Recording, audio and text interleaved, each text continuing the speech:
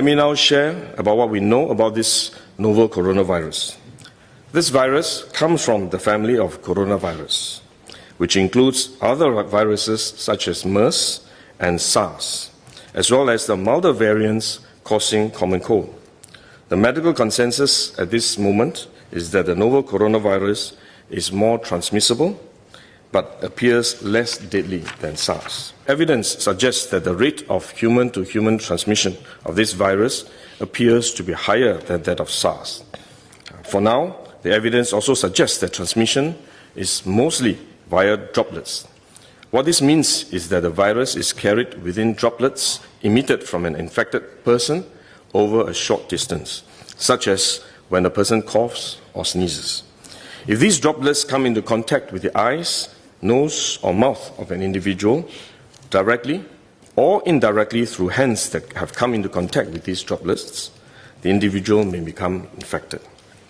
To clarify, there is no evidence currently to suggest that the virus is airborne. There are other viruses, such as the chickenpox, which can easily be transported via air currents and do not require droplets to contact the eyes or nose. The novel coronavirus is not in this category of viruses. The novel coronavirus could also transmit through surface contact. Let me explain.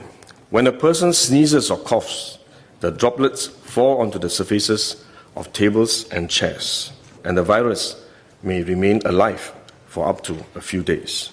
When someone else touches the surfaces of these tables and chairs, the virus can be transferred to his hands, and if he then rubs his eyes or nose without washing his hands, he may become infected. So we should wash our hands. This is also why we only quarantine the close contacts of confirmed cases.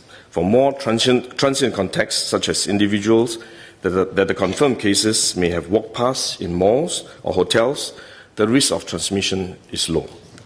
For coronavirus generally, the person is most infectious when he is displaying symptoms, or what you call symptomatic. And this is likely to be the case for the novel coronavirus as well. There is evidence of limited spread from a person without symptoms during the incubation period. However, this form of transmission may be uncommon and has so far involved isolated cases only. At this point, the evidence still points towards higher transmissibility when the person is displaying symptoms. As such, medical professionals, both overseas and in Singapore, have advised that the most effective way that we can protect ourselves is to practice good personal hygiene. We should regularly wash our hands with soap and water and avoid touching our face with our hands. These may sound simple, but actually they're very difficult to do because all of us touch our face all the time. Even at a meeting when we have on this ministry task force, while I was speaking, I was touching my face until Minister Lawrence Wong nudged me with his elbow and said, "Stop touching your face." So it is simple but extremely difficult, but are actually very effective in preventing all kinds of infection.